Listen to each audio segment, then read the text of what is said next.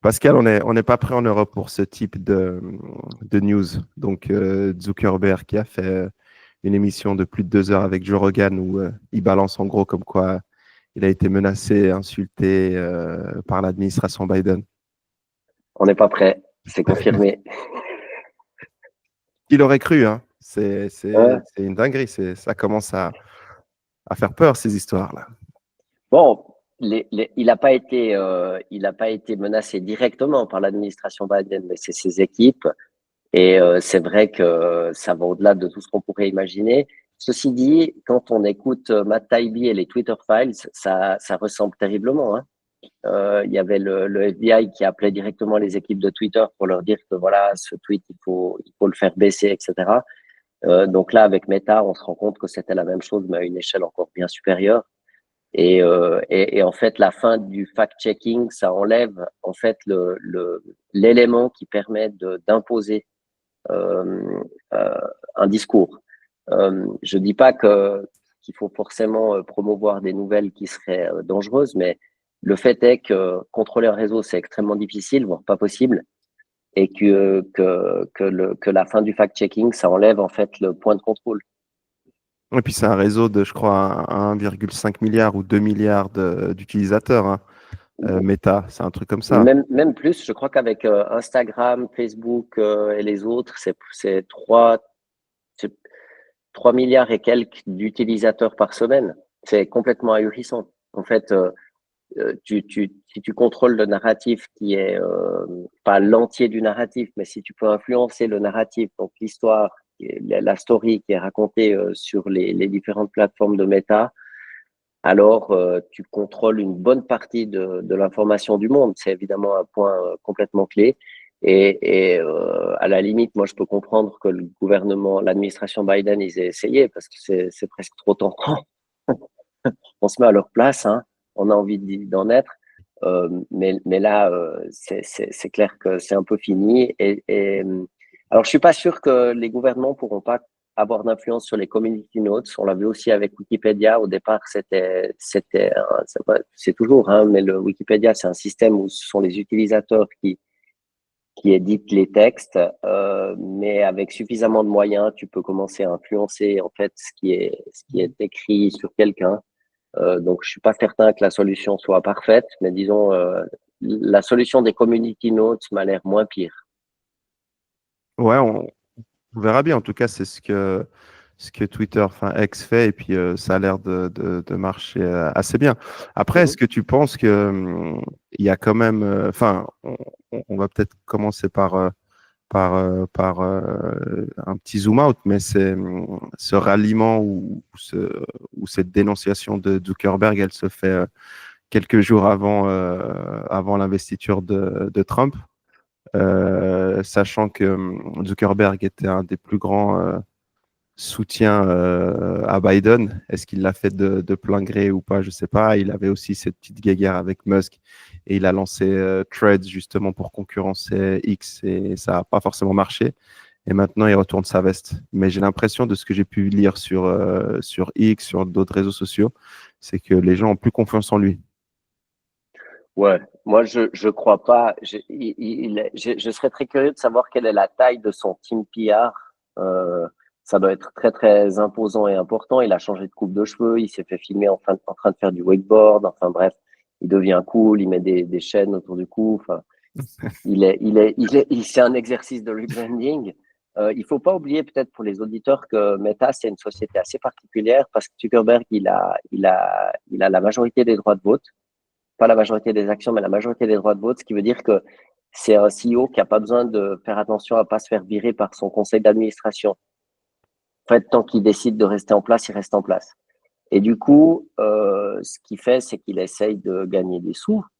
Et Mhm. je pense que cet exercice de repositionnement de la marque Zuckerberg, ça a été anticipé parce qu'il avait commencé à faire du wakeboard un peu avant que Trump gagne et puis que simplement il s'adapte. Moi, je vois ça comme un move pragmatique. En fait, ils auront certainement gagné des milliards dans l'opération.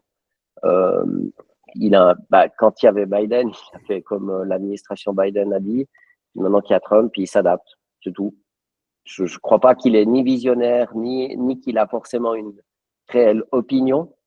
Ça ressemble beaucoup plus à une girouette. Tu sais, les poules qu'il y a au sommet des maisons qui mesurent le vent. Et ben voilà, le vent a tourné et lui, il s'est adapté. Mais si on regarde, en fait, Musk, il a eu une proposition ou une vision qui était pas en majoritaire ou qui était pas en accord avec le temps, il l'a défendu, puis maintenant il est constant. On peut au moins lui laisser ça. On peut imaginer qu'en fait, son point de vue ou sa position, elle est articulée autour d'un point de vue personnel. Dans le cas de Meta, j'y crois beaucoup, beaucoup moins, parce que en fonction du chapitre qu'il est en train de vivre, en fait, il s'adapte. Et ça, bon, ça veut dire que il maximise son revenu. Ce qui est bien, c'est comme patron de Meta, c'est son devoir de maximiser le retour pour les actionnaires. Donc, de ce point de vue-là, il fait un bon boulot. Moralement, ben voilà, il fait comme on lui dit de faire. Ce qui est pas forcément rassurant, parce que une des choses intéressantes d'avoir une personne qui a autant de pouvoir, parce que je veux dire, c'est un des hommes les plus riches du monde, il a la capacité à contrôler cette société, on pourrait attendre de lui qu'il ait au moins une position morale qui soit solide. Et puis là, bon, ben, ça n'a pas l'air génial. Ça me fait rire parce que je lisais certains commentaires, puis ils disaient que son relooking, il ressemblait à Sammy de Scooby-Doo. Ah, ouais, mais c'est vrai.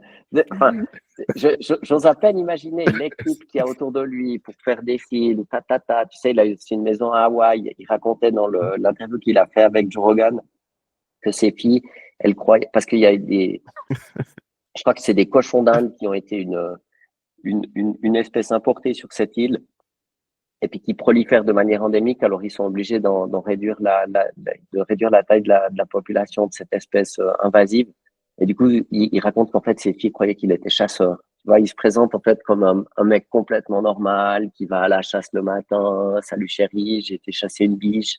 Enfin, je, je veux dire, c'est complètement ahurissant. Et en fait, si on prend du recul par rapport à cette histoire, ce que les journaux, les journalistes commentent, en fait, c'est la position de Zuckerberg. Mais si on met de côté, en fait, le personnage, et puis qu'on oublie, en fait, voilà, que sa vie, sa tête, sa coupe de cheveux, ses t-shirts, ce qu'on peut constater, c'est qu'en fait, pour Meta, en tant que groupe coté à la bourse, le changement d'opinion, ou ce retournement complet d'opinion, c'est une super bonne opération financière. Donc, voilà, Pourquoi ça? ah bah là, déjà, ils économisent toute l'équipe qui faisait du fact-checking. Ça doit être des coûts Donc, considérables. licenciement un peu Ah, c'est de... sûr. Et en plus, ils le font. Moi, je trouve ça presque maladroit tellement c'est gros, mais ils ont dit qu'ils allaient déplacer le team fact-checking de Californie à Austin, Texas. Ouais. Alors, si tu veux virer tous les gens qui sont en Californie, c'est une super manière de le faire. Ah, sorry les gars, sorry guys, we moved to Austin. Donc, tu vois, je trouve ça gros comme une maison. C'est même pas subtil. Et je te dis, ce qui m'embête un peu, c'est que on dit toujours la dictature, c'est bien quand on a un dictateur éclairé. Alors, le fait que Zuckerberg ait autant de poids dans une entreprise aussi importante qui influence autant de gens, ça pourrait être vu comme quelque chose de bien parce qu'on a quelqu'un qui serait capable de résister à l'ère du temps. Et en fait, ce qu'on voit, ce qu'on constate, c'est qu'en fait, à mon avis, tout ce qu'on raconte sur sa vie, etc., c'est là pour meubler, pour occuper le terrain, pour raconter une histoire. Qu'est-ce qu'on s'en fiche qu'il fasse du wakeboard? Enfin, Ouais, non, en ou fait, c'est du cool. jiu-jitsu, quoi. Ouais, ou du jiu-jitsu. Ouais, voilà, ok, il fait du sport, quoi. Waouh, grosse nouvelle. En fait, c'est complètement pas en lien avec les enjeux. Et en fait, on parle pendant une heure du sport de combat. Je veux dire, ça n'a rien à voir. Et du coup, je trouve un peu dommage que quelqu'un qui ait autant d'argent et autant de pouvoir ne l'utilise pas, ne gagne pas en sagesse pour pouvoir en fait essayer de faire quelque chose de mieux. Alors, je pense que les community notes, c'est mieux que cette police de la pensée qu'on avait, hein, mais, mais ça va aussi lui faire économiser beaucoup d'argent et puis il se met en fait en ligne avec la nouvelle administration. Et ça, je trouve que c'est un peu dommage parce que il me semble qu'à la grande époque de la presse et des journaux, mon impression, peut-être qu'elle est fausse, mais mon impression, c'est que les journaux avaient une colonne vertébrale éthique qui était quand même un peu plus charnue, un peu plus solide. Et il y avait la charte de Munich pour les journalistes, etc. Et qui s'applique maintenant évidemment aux nouveaux médias. Mais il me semble que les organes de presse, ils avaient cette conscience qu'en fait, ils étaient un quatrième pouvoir et qu'en fait, il y avait presque un devoir moral, éthique de poser un regard critique sur le monde. Et là, cette espèce de revirement à 180 degrés, 3 jours après minuit, tu sais, boum, ça change, ah, il est élu, ok, les mecs, on pivote. Et du point de vue de la gestion d'entreprise, c'est hyper pragmatique, c'est bien, le stock méta, il va monter, c'est complètement ok, ils économisent des milliards parce qu'ils igouillent leur team de fact-checkers.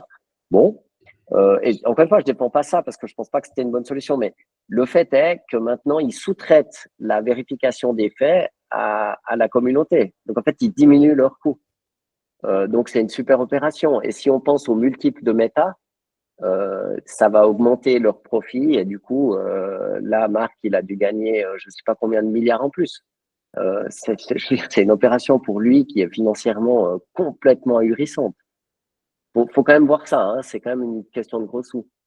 Et puis en termes de business, je pense que maintenant, ça va être très compliqué pour quelqu'un qui veut lancer un réseau social parce que on parle souvent du retard de l'Europe et en termes d'aspects digitaux et puis de réseaux sociaux, tech et tout.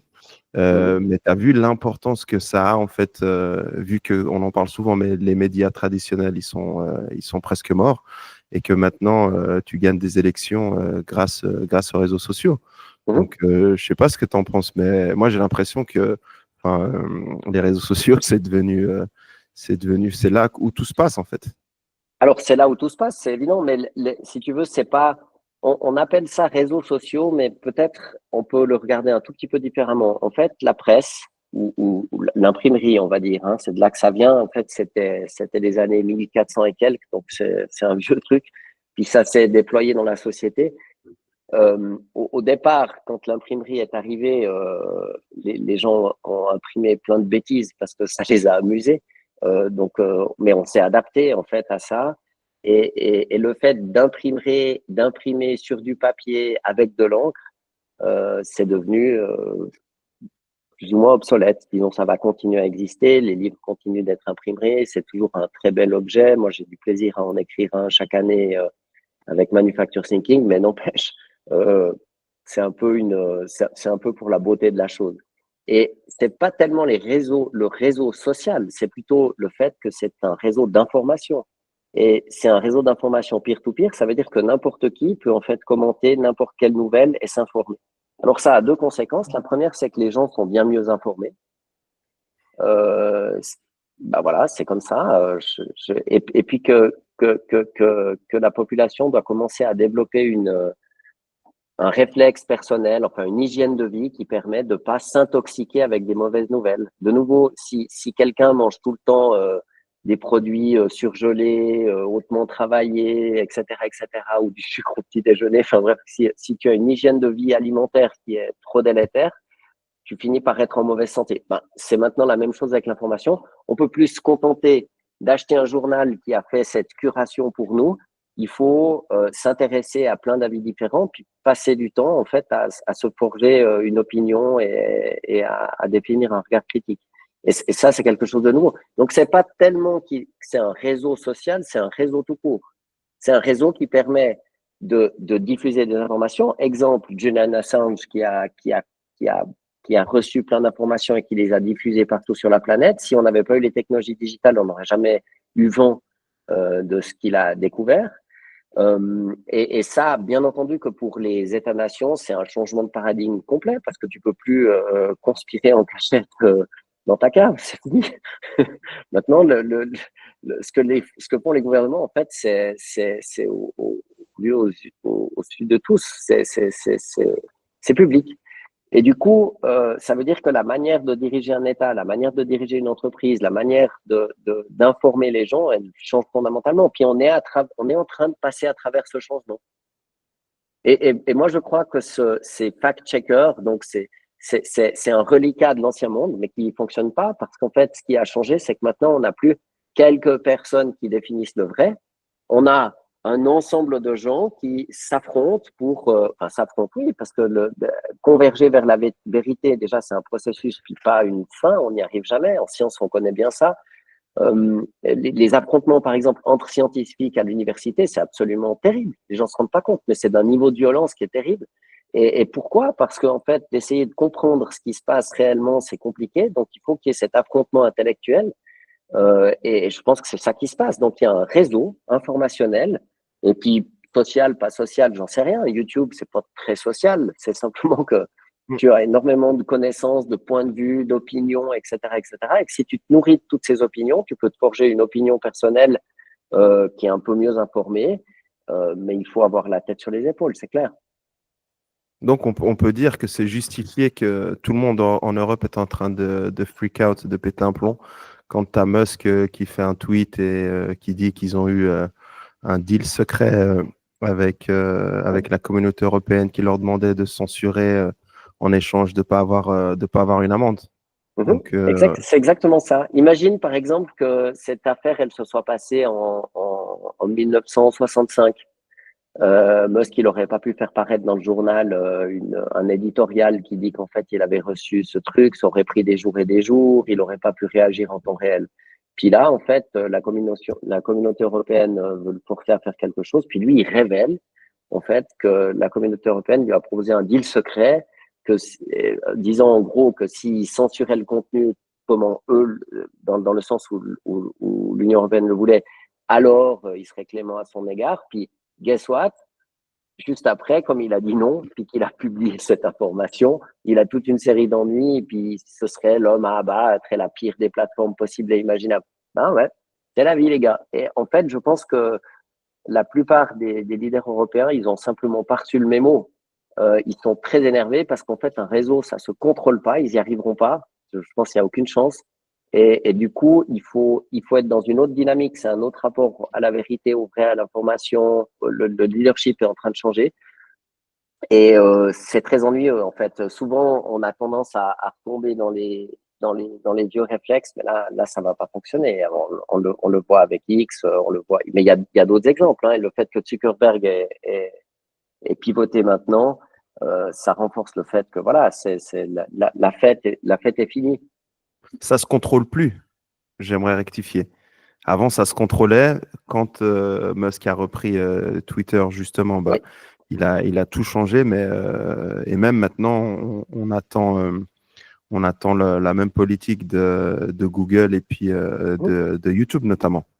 Ouais. Qui aussi, eux, font de temps en temps, enfin, faisaient à l'époque, on verra ce qu'ils font Ouais. de cette vidéo aujourd'hui, on en parle. C'est trop tentant. C'est trop tentant. Imagine que c'est le Meta, c'est un peu comme un journal qui parlerait chaque semaine à 3 milliards d'individus. C'est quand même. Tu vois, on parle du New York Times, mais c'est quand même autre chose, Meta. Hein.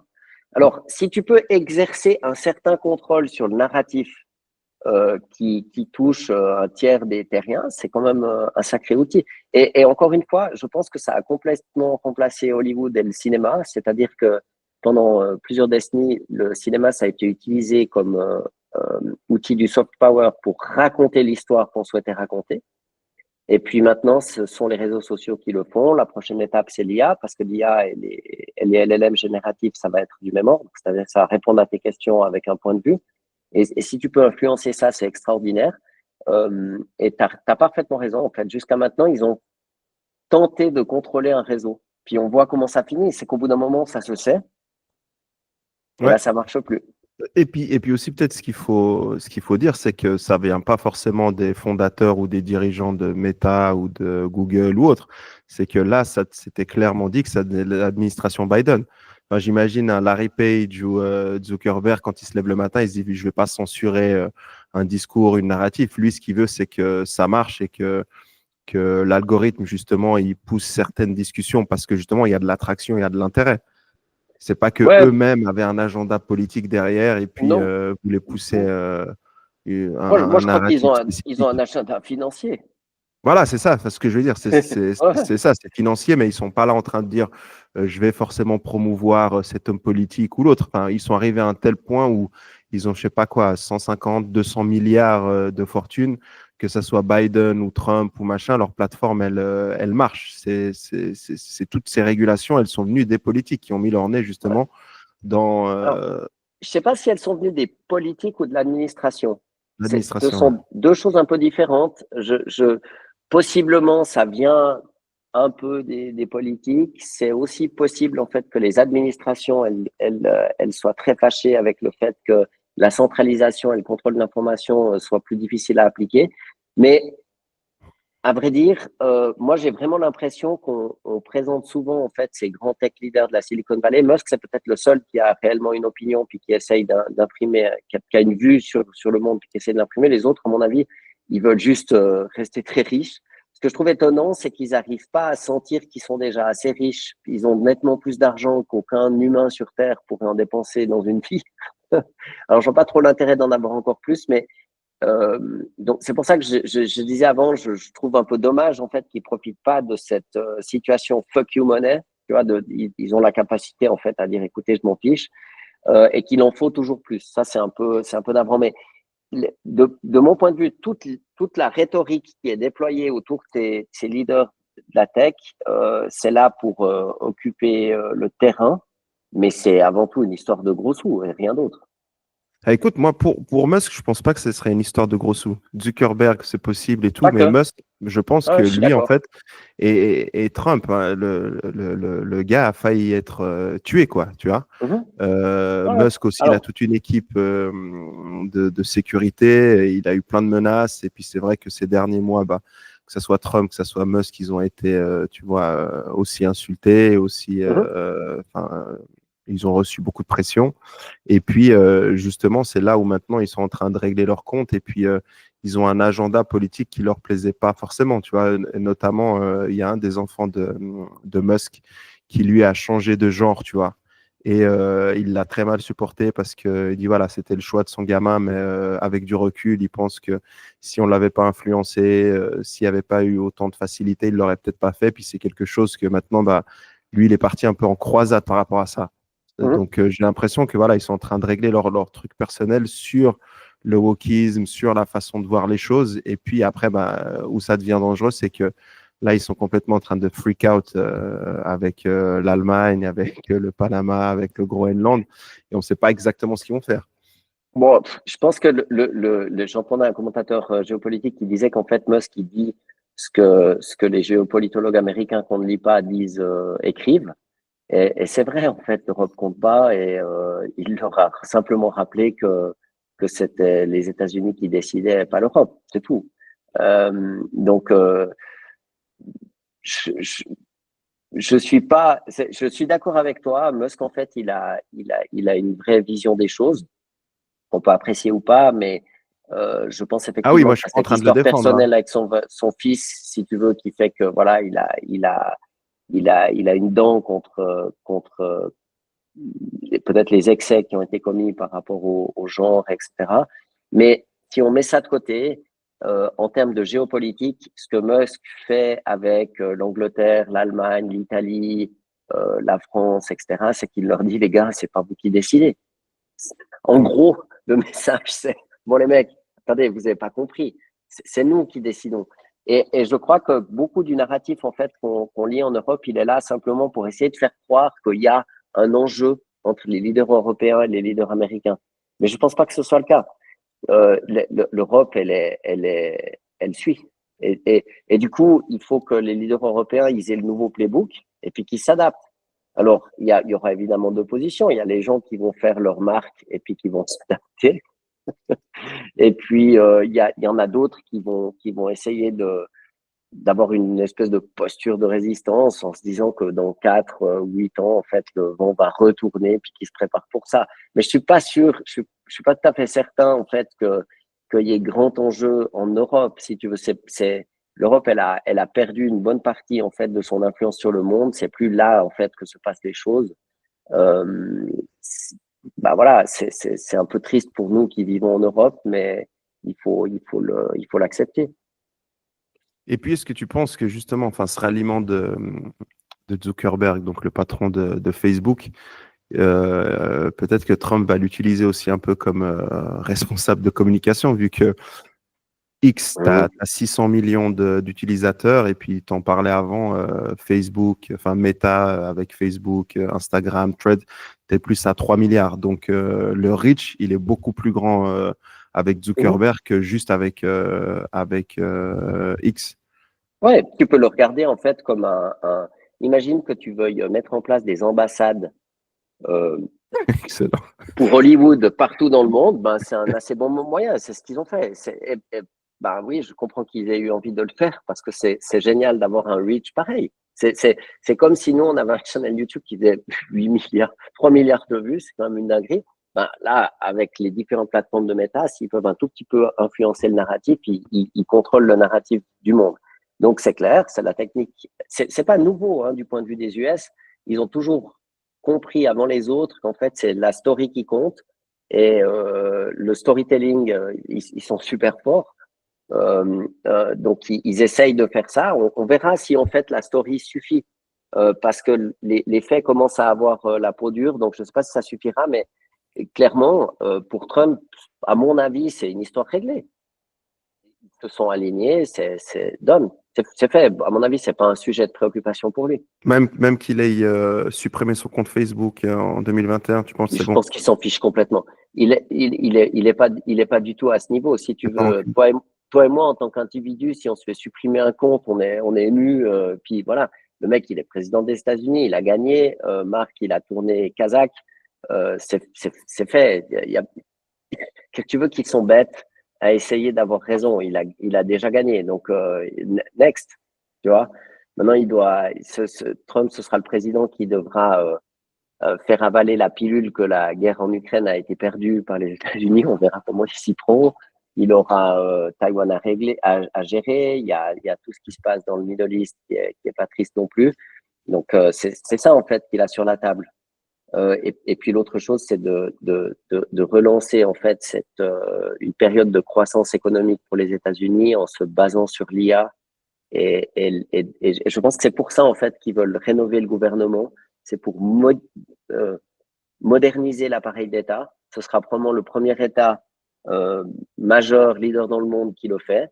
Et ça, je pense que c'est un changement qui est hyper important. Imagine, c'est comme si tu étais dans la Haute-Égypte puis que ton administration, elle fonctionnait en s'envoyant des papyrus. T'imagines? Et du coup, si tu es là, tu écris sur papyrus, c'est hyper compliqué. En plus, tu écris avec des hiéroglyphes, c'est pas évident. Donc, je veux dire, avant que tu m'envoies un message, tu vas vraiment réfléchir à la pertinence de l'information. Donc, les gens s'écrivaient très peu. Tout d'un coup, tu passes au monde de l'écrit, puis maintenant, en fait, on arrive dans un monde où tu as des assistants IA de partout, des agents IA. Et ça, du point de vue d'un gouvernement, ça change énormément de choses parce qu'il va y avoir des gains d'efficacité qui seront dingues, une manière de s'organiser qui est complètement différente. Bien entendu que les administrations vont résister autant qu'elles peuvent à ce changement, mais n'en demeure pas moins que c'est un changement majeur et que là, je pense que les États-Unis prennent un coup d'avance. Et on peut dire que le salut est venu du business. Donc avant, ils participaient justement à cette censure et tout. Maintenant, voilà, ils ont pris leurs responsabilités. On parlait de courage dans la vidéo précédente. Là, Zuckerberg a eu du courage, Musk a eu du courage il y a plus de temps en arrière. Maintenant, il faut voir comment ils vont se comporter. Est-ce qu'ils vont pas participer aussi à faire que pousser leurs idées qui sont pas forcément bonnes pour l'Europe, même si en Europe, nous, on est responsable. Mais qu'est-ce qui va se passer de, de, de, de, de ces mafieux, on va dire, de ces, de ces voyous de l'administration Biden et de ceux qui ont proposé un deal en Europe, la Commission européenne, Ouais. parce que à un moment donné, Moi, je suis très sceptique. Je pense que de faire changer une administration, c'est hyper difficile. C'est trop de monde, c'est très compliqué à faire. Tu n'arrives pas à le faire en 4 ans. Tu vois, si on prend un exemple, en fait, Elon Musk, quand il a racheté Twitter, il est arrivé, il a remercié 70% des employés, si les chiffres que j'ai lus sont corrects. Donc, pratiquement 3 quarts des gens. même plus, je crois. Ou même Ouais. plus, hein, Ouais. mais bon, à ce Mais c'est niveau, déjà assez significatif. 80%, Ouais. 70%, peu importe. Et en fait, pourquoi il a fait ça? Bon, bah, d'une part, c'est que si tu veux faire changer une entreprise, c'est très difficile de le faire sans changer les gens. Si tu fais un vrai pivot, en fait, la vérité, c'est que souvent, tu es amené à faire ça. Alors là, la méthode, elle n'était pas extrêmement cordiale, on va dire, c'est le moins qu'on puisse dire.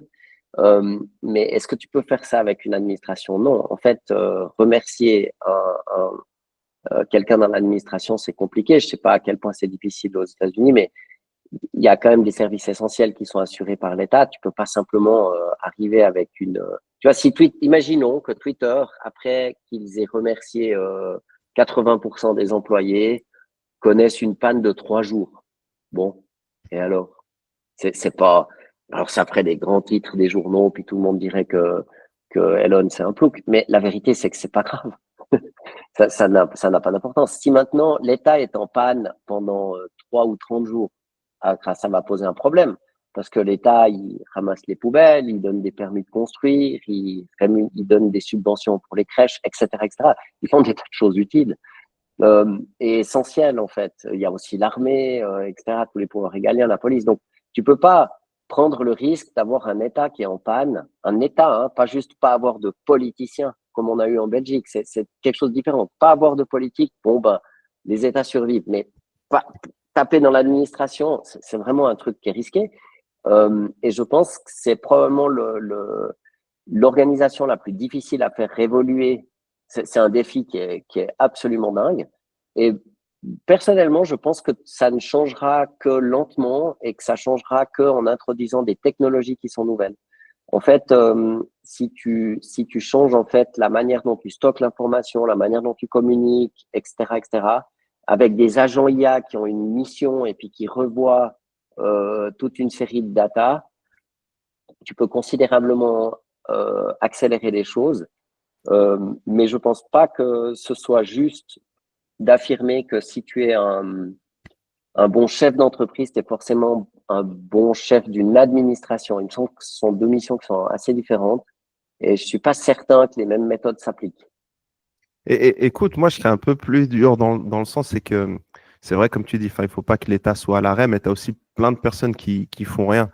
Et Mmh. justement, Mark Andreessen, il en parlait dans le podcast avec Joe Rogan. Et puis lui, il est assez proche de Trump et tout. Et il te disait que tu as des employés, notamment à Washington, qui, depuis le Covid, ne revenaient pas au bureau.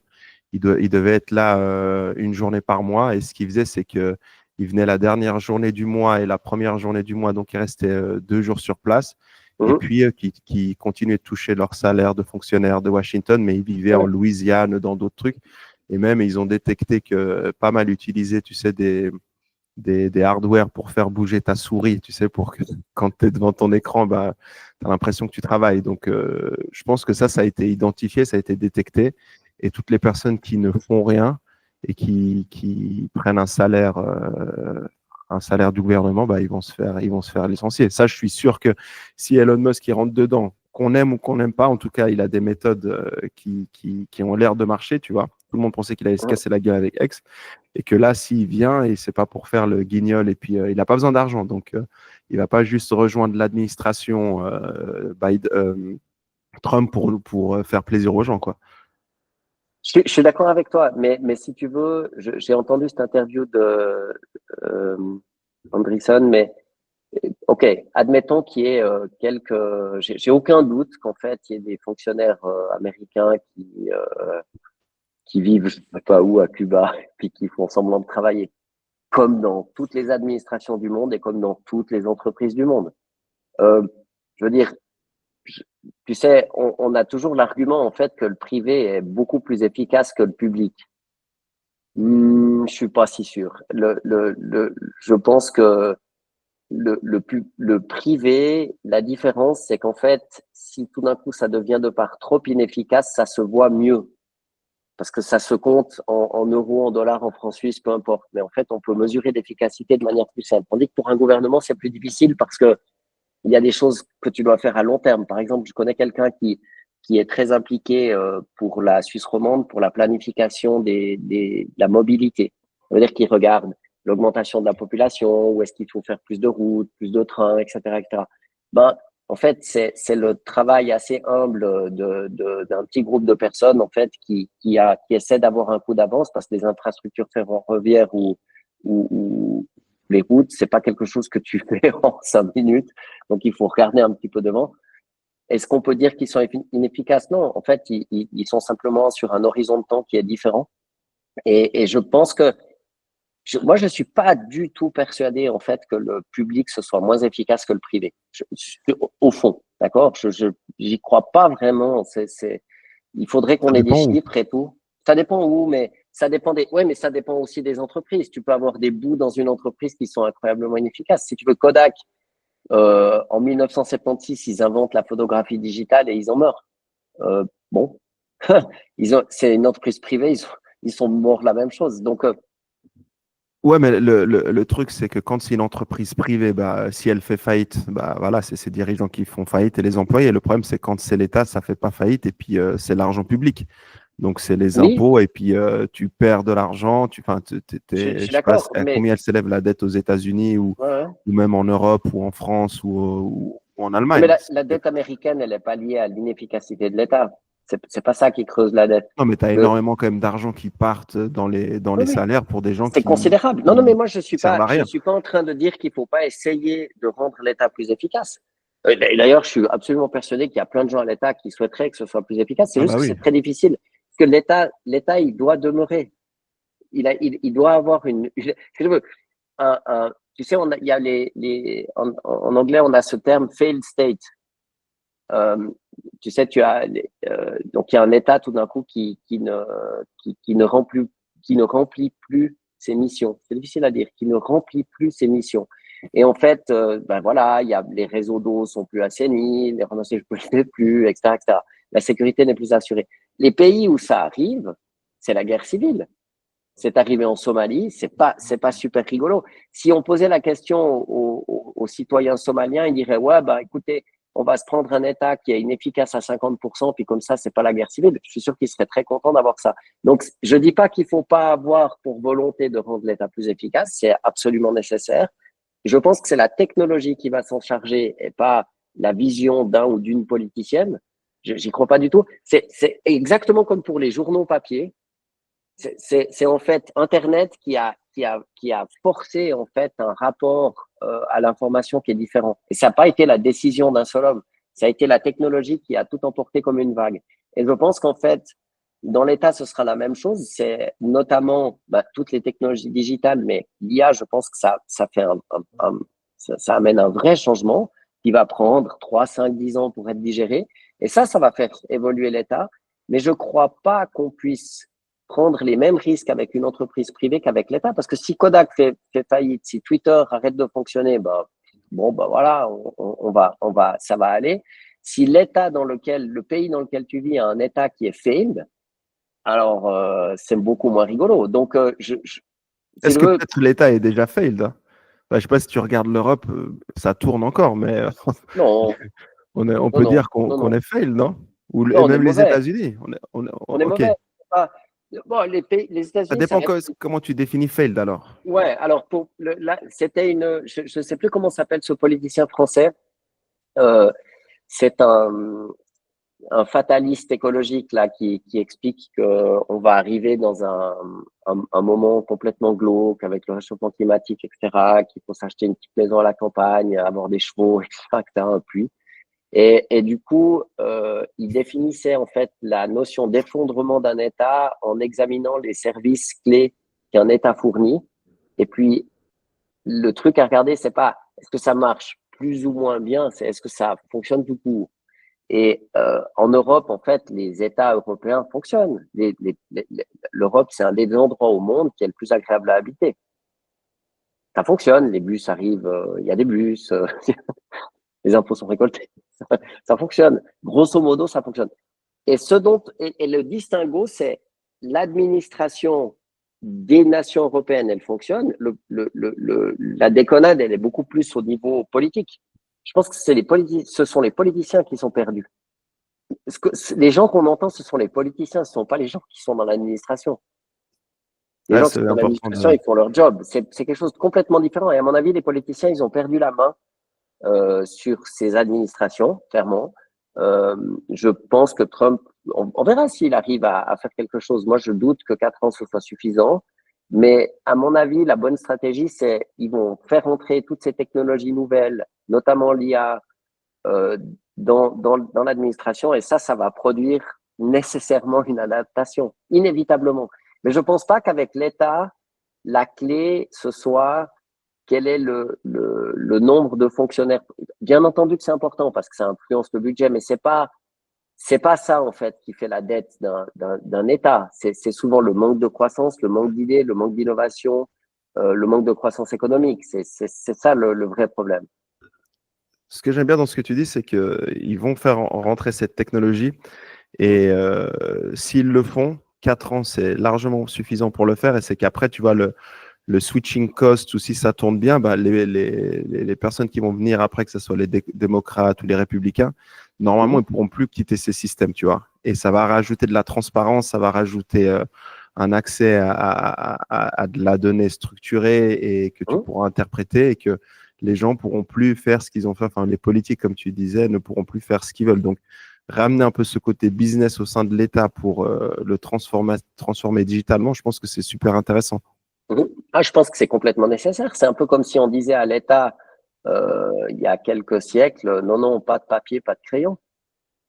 Je veux dire, avant, avant le papier, avant l'imprimerie, c'est comme si on disait à l'État, vous n'avez pas de PC, pas de Mac, pas d'imprimante, faut tout faire à la main sur du papyrus. C'est pas une bonne idée. Et le fait, en fait, ça va permettre de digitaliser l'État, de le rendre beaucoup plus efficace. Et tu verras, moi, je pense que si après Trump, c'est un démocrate qui est élu, alors ce seront les démocrates qui récolteront les fruits de ce gain d'efficience, qui pourront dire on va diminuer le spending.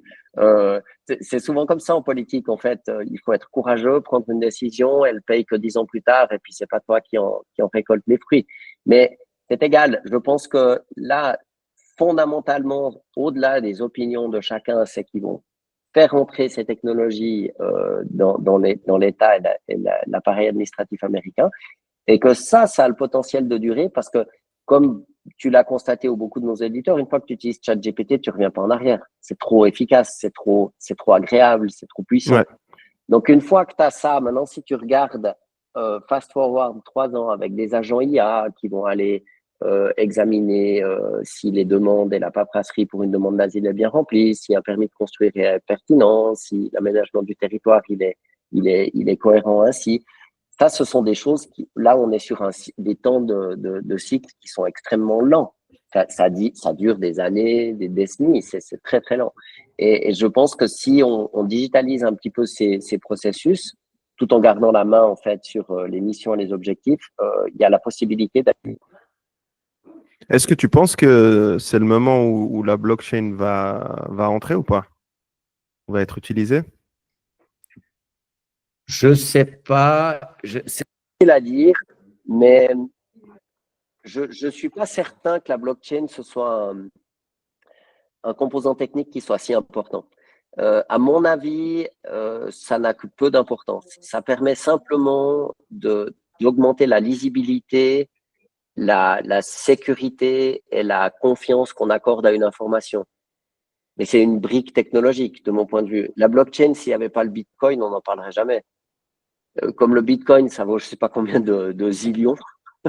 On a l'idée maintenant que la blockchain, c'est tout, mais j'y crois pas. C'est un petit peu comme c'est une manière, si tu veux, de lier l'information, de l'authentifier, puis de savoir si elle est vraie. Mais ouais, c'est un moyen technique. Je sais pas, euh, est-ce qu'on fait tout un pataquès pour savoir quel semi-conducteur on utilise dans les chips NVIDIA? Non. Est-ce que c'est de l'arsenic GAS, donc arsenic gallium? Est-ce que c'est un autre produit? Alors, bah, moi, je sais plus. Quand j'ai étudié ça, mais c'était il y a longtemps. C'était un peu ce qui était en vogue, mais ça a certainement changé. Et puis en fait, ben, c'est hyper important, sinon ça fonctionne pas. Mais en fait, tout le monde s'en fiche. Et de mon point de vue, la blockchain, c'est un peu overhyped parce que c'est vraiment une brique technologique. C'est une manière en fait d'amener dans une chaîne d'information de la confiance numérique. Super. c'est super bien, mais c'est un peu une brique technologique sans trop d'intérêt. Encore une fois, sans la blockchain, évidemment, le Bitcoin, ça vaut des milliards, donc tout d'un coup, la blockchain, c'est un truc de ouf. Mais à mon avis, ça a peu d'intérêt. Et donc, justement, tu penses que les cryptos vont pouvoir rester parce que c'est vrai que l'administration Biden était absolument contre tout ce Mhm. qui était fintech. On parlait du debanking de certains fondateurs. Ils voulaient pas de crypto. Ils en avaient parlé à Horowitz et Andreessen encore, qui eux sont des gros investisseurs dans tout ce qui a été crypto. Ils leur ont dit clairement, les gars, ça sert à rien. On va rien faire dans la crypto. Et maintenant que Trump va passer, et justement où j'ai l'impression qu'il n'y a plus forcément cette confiance dans les États et dans la monnaie, et puis peut-être ça va être un tournant justement. Qu'est-ce que tu en penses? Ben, je pense encore une fois que c'est une question financière et pas technologique. En fait, maintenant, mets-toi à la place des États-Unis. Ils ont aujourd'hui, en fait, la monnaie dominante. C'est la monnaie qui est de très, très loin. C'est la monnaie globale, en fait, pour faire du commerce de manière internationale. Ils ont un nouveau concurrent qui vient des BRICS, donc Brésil, Russie, Afrique du Sud, Inde, j'en oublie sûrement un, Chine. Chine? Voilà, et toute une série d'autres États. Et ils sont en train de mettre en place un système financier alternatif. Ils ont commencé à beaucoup l'utiliser pour le négoce du pétrole avec l'Arabie Saoudite. Donc, les choses, elles sont en train de bouger. Ce qui va, à mon avis, probablement se passer, c'est que les Américains, ils sont pas naïfs. Ils savent très bien que le dollar, ça leur donne un avantage compétitif absolument gigantesque. Et ils vont essayer, encore une fois, d'utiliser la technologie pour prolonger leur leadership. Et, et, euh, et bien sûr que à l'heure du digital, c'est pas de la crypto-monnaie, c'est de la monnaie digitale. C'est une autre manière c'est un nouveau billet de banque. Et du coup, on a une super société en Suisse qui fait l'encre pour les billets de banque. Et puis, c'est une encre tout à fait spéciale et très difficile à copier. Donc, il y aura des moyens techniques et des technologies pour essayer de s'assurer qu'un franc est un franc, qu'un dollar est un dollar. Mais clairement, il va y avoir en fait l'émergence de nouvelles régulations et de nouvelles crypto-monnaies. Il faut pas oublier une chose, c'est qu'en fait, si les États-Unis, et je pense pas du tout qu'ils ont l'intention de le faire, hein, mais si un État décidait, un État majeur dans le monde ou un groupe d'États majeurs dans le monde décidait de rendre la possession de Bitcoin illégale, ben ça vaut zéro. Ouais. Je veux dire, c'est quand même dans les mains des États.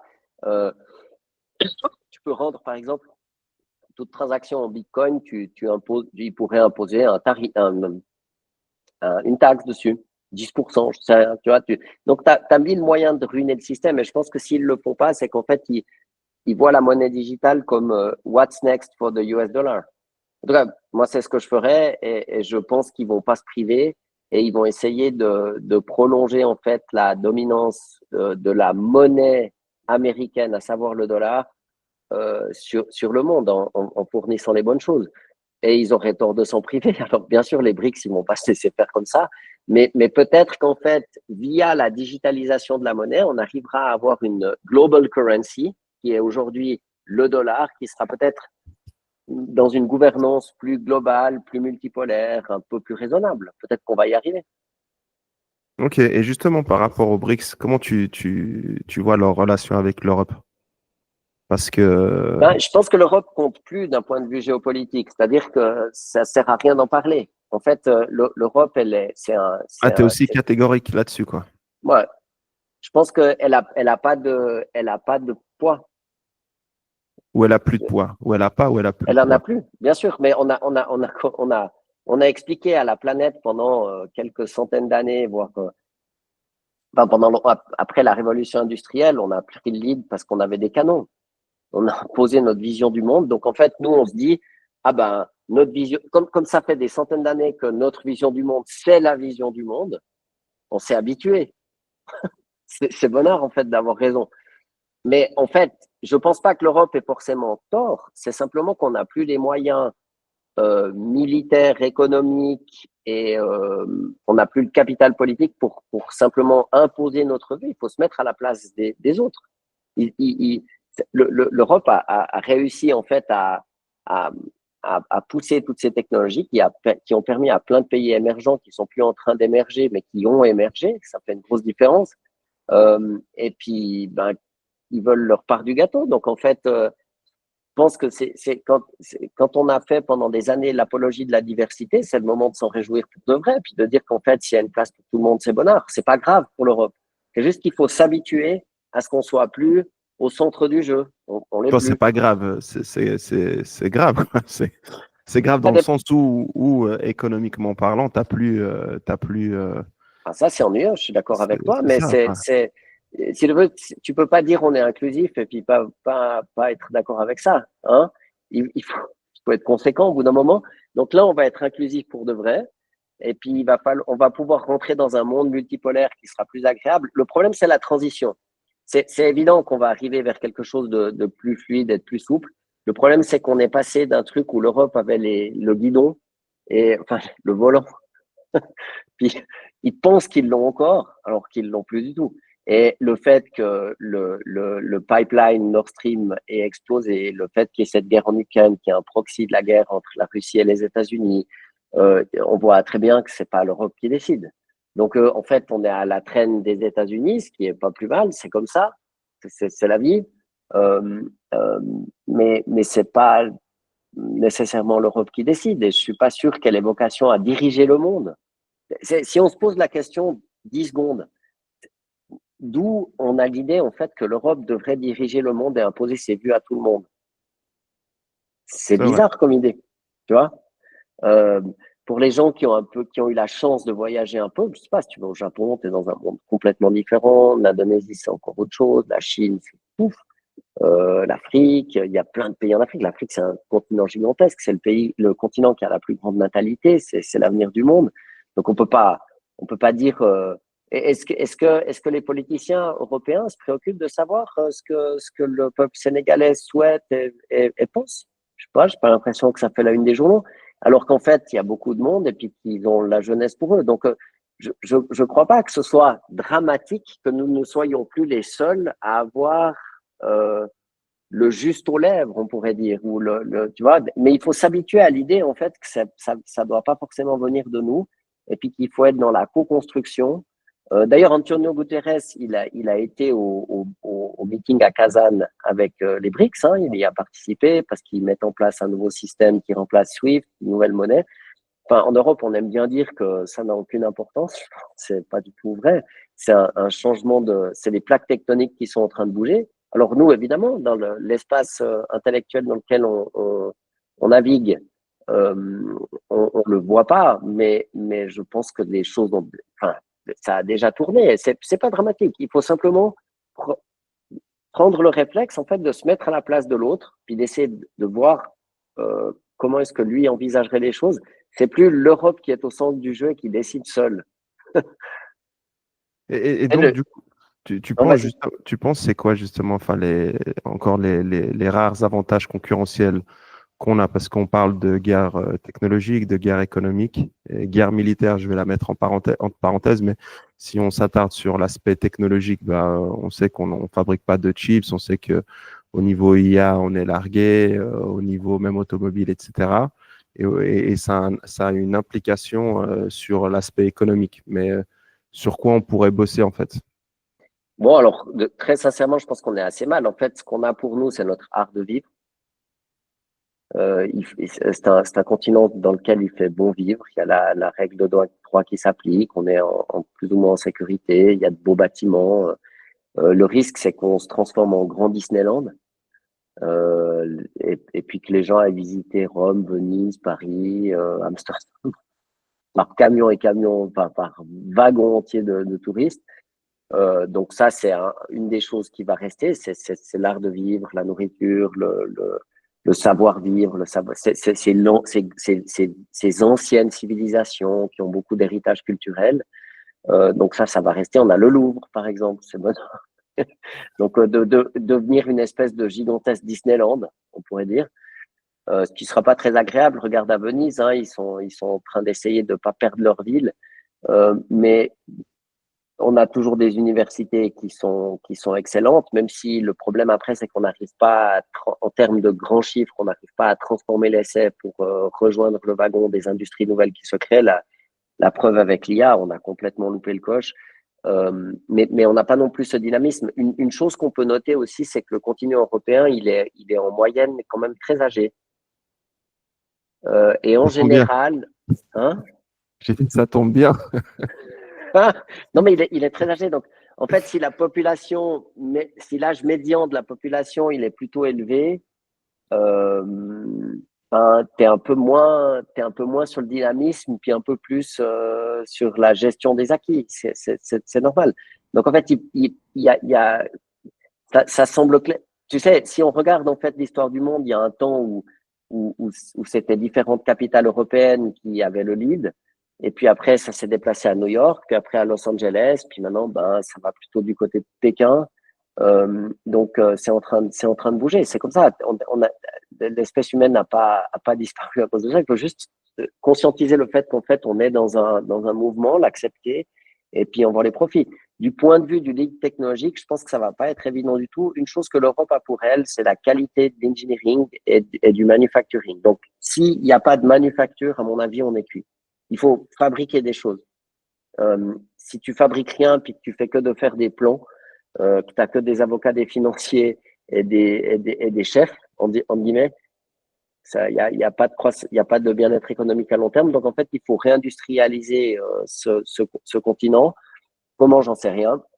Mais c'est probablement la clé. La clé, c'est des usines, l'engineering de très grande qualité, la fabrication de très haute valeur ajoutée, peut-être la pharma, le médical, la fabrication de robots qui vont nous aider dans toutes les tâches. La prochaine ère de l'IA, ça va être des robots en fait qui vivent avec nous.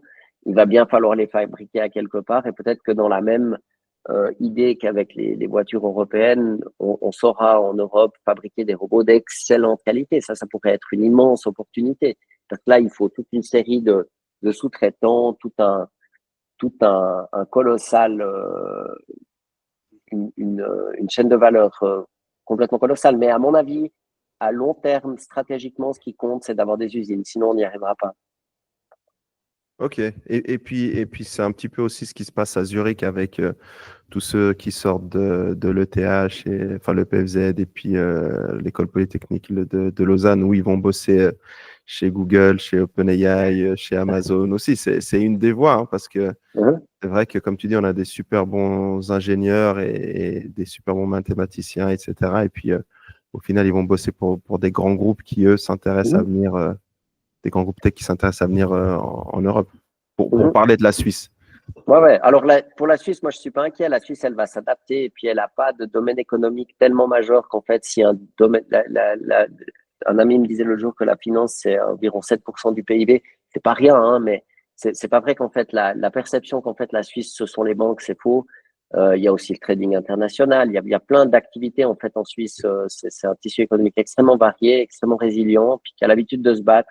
C'est une économie très libérale. Donc, je pense que ça va aller et puis qu'on va pouvoir capitaliser sur ces opportunités, peut-être recycler une partie je sais pas, toute l'industrie des machines, etc., qui va pouvoir se positionner sur ces nouveaux marchés que seront les robots qui vont habiter notre quotidien, parce qu'il va bien falloir qu'ils soient extrêmement fiables et bien construits.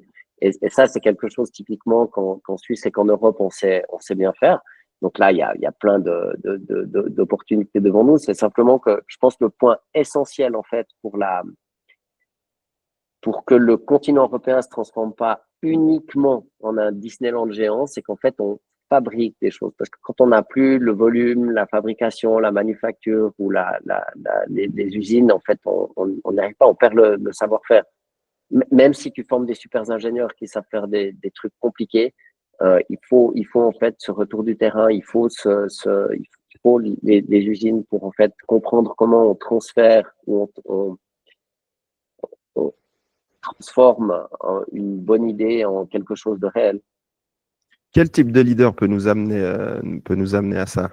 Leader business, mais aussi politique.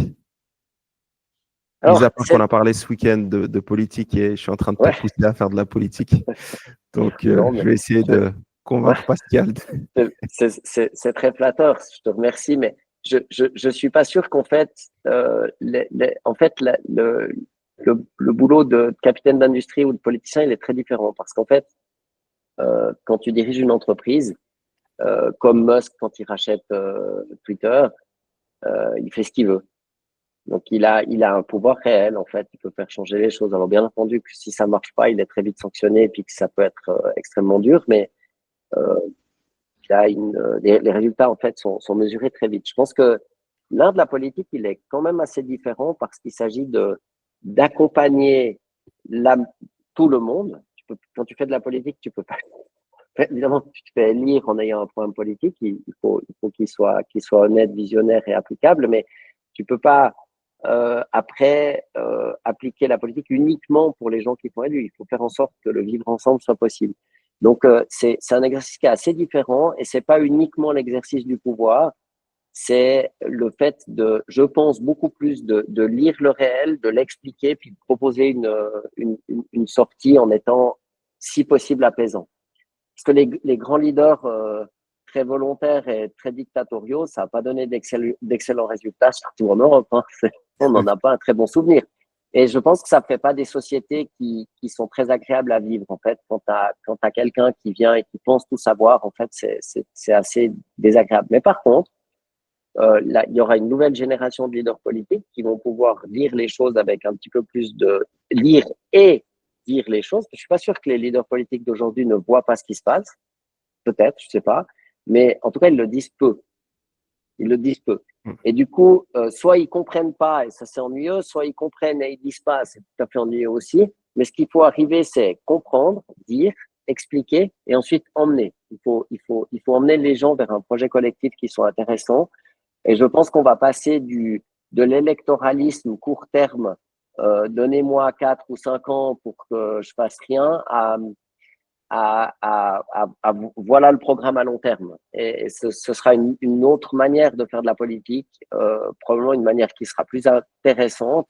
Je ne suis pas tout à fait certain du timing qu'il va falloir pour que cette nouvelle génération de politiciens se mette en place. Parce qu'encore une fois, maintenant, on est dans ce transitoire. Hein. On a ce changement dans la manière dont on peut communiquer. On n'y est pas encore. Alors, en plus, en Suisse, les politiciens, ils n'ont quand même pas immensément de pouvoir. Je veux dire, il faut quand même imaginer si tu arrives à la tête, que ce soit au niveau cantonal, fédéral, communal, tu arrives, mettons qu'on te dit, bah voilà, qu'est-ce que vous voudriez changer? Ton budget, il est déjà cramé. C'est pas que, tu vois, c'est pas Mais, que tu peux changer des choses. mais est-ce que aussi tu penses qu'on a les bons politiques? Parce que, enfin, moi je trouve qu'on vit des temps super excitants et tout, mais ce que j'ai appris de ces derniers mois, c'est que au final, c'est plus les business qui ont besoin de la politique, mais c'est la politique qui a besoin des business. Bien sûr. Et que là, en fait, pourquoi en Europe on a du retard, c'est parce que économiquement parlant, on a raté plein de virages et que maintenant, si on n'a pas des gens qui comprennent, je vais pas dire un minimum, mais qui ont cette vision sur du long terme, comme tu le disais, d'avoir cet aspect, bah, est-ce qu'on développe la robotique, est-ce qu'on développe, tu vois, certaines industries plus que d'autres, eh ben, en fait, on va continuer d'être dans ce cercle vicieux, en fait où chaque fois, ah oui, on doit se réveiller parce qu'il y a la guerre en Ukraine, ah parce qu'on a manqué l'IA, machin, ah parce que, en fait, on est toujours en train de réagir, mais Ouais. on fait rien pour se mettre dans une bonne situation, en fait. Alors, je pense qu'il faut faire un grand distinguo entre l'Europe et la Suisse. C'est pas du tout la même chose, hein, parce que si on met de côté l'Europe et puis qu'on regarde les États-nations qui composent l'Europe et la Suisse, d'accord, je pense que la Suisse, elle va complètement savoir se positionner parce qu'en fait, il y a cette cantonalité, le fait que les politiciens ont finalement très peu d'erreurs. Donc, en fait, quand ils déconnent, bah, ça n'a pas trop de conséquences, mais ils n'ont pas non plus beaucoup d'influence s'ils ont une bonne idée. Et je pense que c'est simplement l'économie, en fait, qui va se mettre en route en Suisse. Et que le politique, il n'y Oh, aura pas grand-chose à faire. et tu peux pas dire que, enfin, genre, si nous, la Suisse, tout va bien et tout, c'est cool, mais tu peux pas être entouré de pays qui sont en train de prendre feu et en sang et penser que tout va être C'est bien chez nous, quoi. Non, mais je suis pas certain que ce soit dramatique. Si tu veux, la Suisse, ça peut être une île au milieu d'une Europe si tu veux, l'Europe, elle a quand même encore un immense stock financier. Elle a simplement peu de flux. Donc, ça va être l'ambiance de moins en moins bonnard, de plus en plus Disneyland. Mais je pense que la Suisse, elle peut complètement tirer son épingle du jeu, attirer les meilleurs talents d'Europe un petit peu. C'est ce que font les États-Unis avec les talents du monde. Hein. Ils essayent d'attirer les meilleurs entrepreneurs du monde. Elon Musk, il est sud-africain. David Sachs, je sais plus d'où il venait, mais il n'est pas né aux États-Unis. Chamath Palihapitiya, qui était le troisième employé de Facebook, il vient pas d'Inde, je sais plus. Bref. Ouais, tous les dirigeants de la tech, ils sont indiens, en parenthèse. Ouais, Satya Nadella, etc. Donc en fait, ils attirent les meilleurs. Et puis en fait, je pense que la Suisse, elle va essayer de faire ça en Europe. Pourquoi? Elle fera rien. C'est juste qu'en fait, comme les gens seront un peu mieux payés, puis il fera un peu meilleure vie, enfin, ce sera plus agréable à vivre. Il y a certainement beaucoup d'entrepreneurs qui vont venir pour monter leur business ici. Voilà. Et puis, rien n'empêche en fait la Suisse de se lier. On vient de signer un traité de libre-échange avec l'Inde. Il faut se lier au monde émergent, enfin émergé, peut-être on devrait l'appeler comme ça, le monde émergé, donc la Chine, la Russie, il faut tisser des liens avec eux, il faut creuser ce partenariat avec l'Inde, il faut s'intéresser au Brésil, à l'Amérique du Sud, à l'Afrique, et il faut faire du business avec les territoires qui sont dynamiques, et puis il faut faire en sorte que notre territoire le demeure. Maintenant, c'est évidemment moins agréable. On a tout intérêt à ce que nos voisins aillent bien, c'est évident. Bah ouais. Mais c'est pas non plus catastrophique. Il faut pas perdre les pédales parce que a priori ils vont aller de moins en moins bien. Je pense un des trucs, moi je ne peux pas rentrer dans l'Europe, ça c'est clair, puisque c'est un peu en train de prendre l'eau et de s'écrouler. Ça m'a l'air d'être une très mauvaise idée. Gardons cette position neutre et en dehors du jeu. Et puis, bien sûr que vu la quantité d'échanges commerciaux qu'on a avec l'Europe, si l'Europe va moins bien, on s'ouvrira un peu. Mais c'est pour ça qu'il faut ouvrir de nouvelles voies avec d'autres morceaux du monde. Je pense pas que c'est catastrophique. Un des immenses avantages de la Suisse, c'est que c'est un pays qui est minuscule. Donc, en fait, pour garder un bien-être économique important, t'as pas besoin non plus d'être le leader dans tous les domaines du monde. Tu vois, c'est un petit pays. Donc, pour s'en sortir, il faut simplement rester dynamique et ne pas se faire contaminer, je dirais, par cette espèce de manque de clarté dans la vision du monde et comment il change en fait. Il faut le voir il faut le voir de manière crue. Ok. Je ne sais pas si tu as encore quelque chose à dire sur cet aspect. Donc, c'était intéressant de parler de Zuckerberg, de Musk et du futur de l'Europe versus les États-Unis. Je pense que ce n'est pas les dernières news qui vont arriver sur ça, en fait. Pour moi, c'est un gros truc. Vraiment, j'aurais jamais imaginé on savait qu'il y avait des théories complotistes, des choses qui se passaient. Et on parlait voilà, du FBI, de la CIA qui ont des bureaux chez toutes les grosses boîtes tech. Mais de là à ce que Zuckerberg dénonce officiellement l'administration Biden, je pense on a passé un cap. Donc, je te remercie, énorme. Pascal. Merci à toi, Younes. Ciao, ciao. Ciao.